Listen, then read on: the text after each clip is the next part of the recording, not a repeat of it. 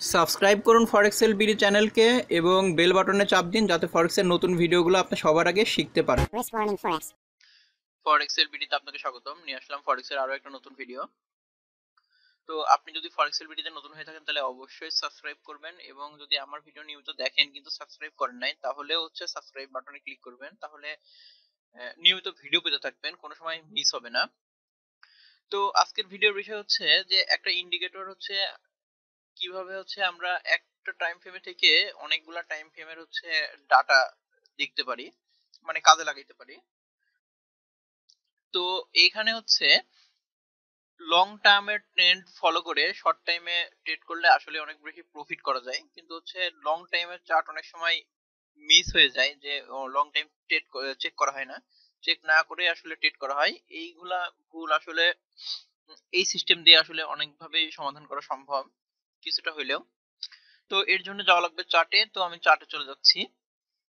চার্টে চলে যেয়ে আমি হচ্ছে মনে করেন যে H4 এর ট্রেন্ড ফলো করব, আর ট্রেড করব হচ্ছে H1 এ। তো সিম্পল আমি এখন হচ্ছে জাস্ট বোঝানোর জন্য যে কোনো ইন্ডিকেটর এইভাবে ব্যবহার করতে পারবেন। আমি মুভিং এভারেজ অ্যাড করতেছি। মুভিং এভারেজ অ্যাড করতেছি হচ্ছে 200। তো 200 অ্যাড করার পরে আপনি দেখতে পাচ্ছেন যে এইখানে হচ্ছে আমার হচ্ছে 200 ক্রস করছে H4 টাইম ফ্রেমে। এখন আমার ট্রেডিং সিস্টেম, আমি জাস্ট এক্সাম্পলের জন্য বলতেছি যে আমার ট্রেডিং সিস্টেম এরকম যে H4 এ 200 ক্রস করলে তখন আমার H1 এ যতগুলো জায়গায় 200 ক্রস করবে সেসব জায়গায় আমি হচ্ছে পজিশন নিব। তো এই হলো সিস্টেম। তো এর জন্য আমি H1 আগে প্লট করি। H1 এ ধরুন হচ্ছে এই যে 200 আছে, 200 আগে থেকে প্লট করা আছে, এবং হচ্ছে H4 এও হচ্ছে 200 এর নিচে থাকা লাগবে। তো এখানে আমাকে H4 চার্টে যে দেখা লাগে যে এটা হচ্ছে 200 এর নিচে আছে কিনা। তো এটা আমরা H1 এ করতে পারি। যেরকম ধরেন হচ্ছে আমি যদি এখন চেক করতে চাই H1 এ এই পজিশনে গেছিল এইখান থেকে, তো এইখানে হচ্ছে কখন গেছিল কোন দিন। দেখেন আমার চার্ট কিন্তু শো করতেছে এইখানে আসলে H4 চার্টে হচ্ছে 200 এখানে ক্রস করছে।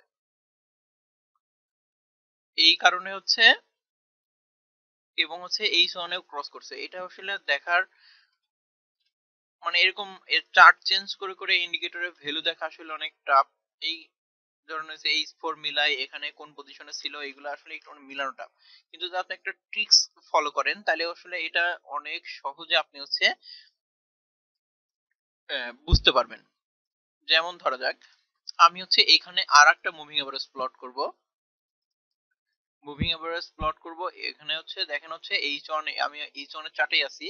তো এখানে H1 এ আমি দিচ্ছি 200 ভ্যালু, কিন্তু H4 এও দেখতেছি 200। তাহলে H1 এর চার্ট থেকে H4 এর চার্ট কত গুণ বড়? 4 গুণ বড়। তাহলে আমি হচ্ছে 200 এর সঙ্গে 2 এর সঙ্গে 4 গুণ করব। 4 দুগুণে 8। তো গুণ করলাম। গুণ করলে এখানে আমি কালারটা চেঞ্জ করে দিই যাতে বুঝতে সুবিধা হয়। ইয়েলো কালার করে দিলাম। দেখেন আমার মুভিং এভারেজ 200, এটা কিন্তু হচ্ছে H4 এর, যেহেতু হচ্ছে এই মুভিং এভারেজের ভ্যালু এর চেয়ে 4 গুণ বেশি নিছি, এই কারণে হচ্ছে H4 এর মুভিং এভারেজটা এখানে শো করতেছে। এবং আপনার বোঝার জন্য দেখেন হচ্ছে আমি এখান থেকে আগে থেকে লাল বাটন ইয়ে করে ভার্টিক্যাল এবং হরিজন্টাল লাইন টেনে রাখছিলাম, যাতে হচ্ছে দেখা যায় এখানে যে মুভিং এভারেজটা আসলেই এখানে কাজ করতেছে কিনা 4 গুণ বেশি নিলে। দেখেন মুভিং এভারেজ 200, এটা 200 এই যেখানে দেখাচ্ছে 200 টা কিন্তু এখানে হচ্ছে ক্রস করছে। ক্রস করার পর আমরা এখন চাই হচ্ছে H1 এ এরকম ক্রস, H4 এ ক্রস করলে তারপরে সিগন্যালগুলো বাই কিংবা সেল নিব। দেখেন এইখানে ক্রস করছে আগে থেকেই 200 ক্রস করছে H1 এর চার্টে, কিন্তু H4 এ ক্রস করছে এইখানে, যেটা হচ্ছে আমি H1 এর চার্টে বসেই পুরো সিনারিটা হচ্ছে দেখতে পারছি।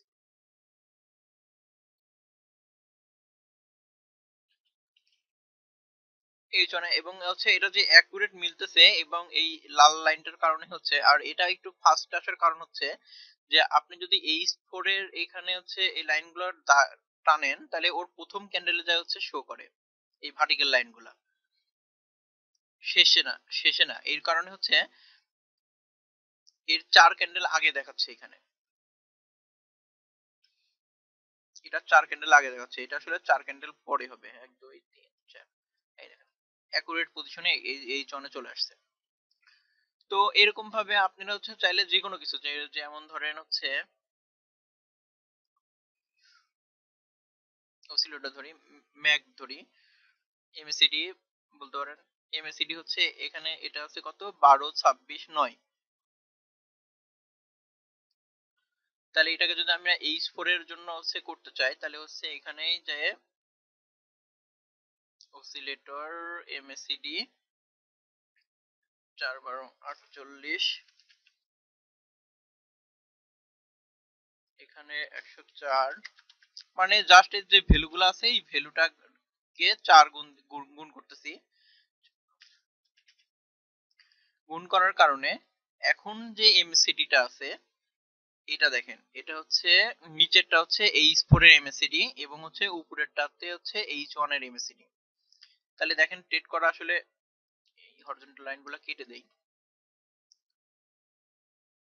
দেখেন এখন তাহলে আমরা অনেক সহজে H4 এর চার্ট কিংবা হচ্ছে যে কোনো টাইম ফ্রেমের চার্ট তত দিয়ে গুণ করলে ট্রেড করা অনেক ইজি হয়ে যাচ্ছে না। ধরুন হচ্ছে আমার এইখান থেকে H4 এ হচ্ছে মার্কেট বাই আছে এবং দেখেন এইখান থেকে হচ্ছে মার্কেট নিচ থেকে উপরে গেল, তাহলে এই শর্ট গুলো আমরা কিন্তু এমএসসিডি এর মাধ্যমে খুব সহজে ডিসিশন নিতে পারি। এবং আদার টেকনিক গুলা যেরকম হচ্ছে আপনি ধরেন হচ্ছে এরকম কোন মেথডে ট্রেড করেন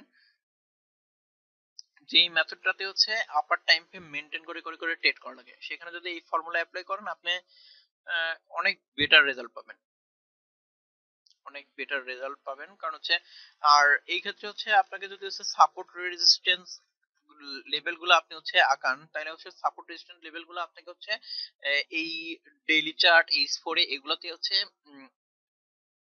দেখে দেখে আঁকাই নিয়ে আসা লাগবে। কারণ এইগুলোতে হচ্ছে সাপোর্ট রেজিস্ট্যান্স ওইভাবে কাজ করবে না, কারণ হচ্ছে ওইটা আপনাকে ম্যানুয়ালি আঁকাই নিতে হবে। আপনি যত ম্যানুয়ালি সুন্দর কিংবা হচ্ছে কোনো ইন্ডিকেটর সাহায্যে আঁকাই নেন ওইটা কোনো সমস্যা নাই। কিন্তু ইন্ডিকেটর গুলো হচ্ছে যদি আপনি হচ্ছে ইন্ডিকেটর ব্যবহার করে ট্রেড করেন তাহলে হচ্ছে এটা অনেক হেল্পফুল। আপনাকে H1 এ ট্রেড করলে আপনাকে আর H4 এ যাওয়া লাগবে না, যে H4 এর মুভিং এভারেজ কোন পজিশনে আছে কিংবা H4 এর এমএসিডি কোন জায়গায় আছে, আরএসআই কোন জায়গায় আছে, সিসিআই কোন জায়গায় আছে, এইসব ব্যাপারগুলো আসলে খেয়াল করা লাগবে না। তো এইখানে গেল H1 এর ব্যাপার। এখন হচ্ছে ডেইলি চার্টে গেলে গেলে হচ্ছে আপনি চিন্তা করেন যে হচ্ছে একদিনে 24 ঘন্টা, তাহলে হচ্ছে আপনি ডেইলি চার্ট এখানে প্লট করতে চান তাহলে ওইটাকে 24 দিয়ে গুণ করলে যে ভ্যালুটা আসে সেই ভ্যালুটা এখানে বসাবেন, কিংবা মুভিং এভারেজে যে ভ্যালুটা আসে ওইটা বসাবেন। এবং আপনি চাইলে হচ্ছে 3-4টা ইয়েও প্যারামিটার অ্যাড করতে পারবেন, কিন্তু অত অ্যাড করলে আসলে এই চার্টটা আসলে অনেক ঘিজিবিজি হয়ে যাবে এবং বুঝতে অনেক অসুবিধা হবে। তবে সিম্পল মেথড আপনি এখানে দেখতে পাচ্ছেন যে আসলে এখানে অনেক কাজ করতেছে এবং এই ক্ষেত্রে দেখেন যে H1 এ হচ্ছে এমএসসিডি ইয়ে করে গেছে কিন্তু H4 এ অনেক লেট সিগন্যাল আসছে। এরকম সিগন্যাল গুলো আসলে ইগনোর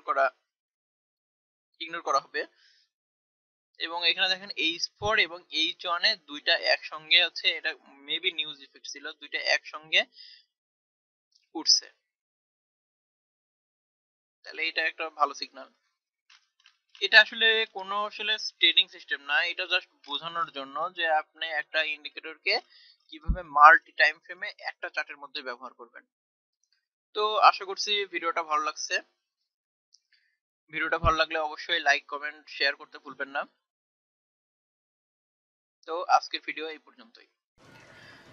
সাবস্ক্রাইব করুন ফরেক্সেল বিডি চ্যানেলকে এবং বেল বাটনে চাপ দিন যাতে ফরেক্সের নতুন ভিডিওগুলো আপনি সবার আগে শিখতে পারেন।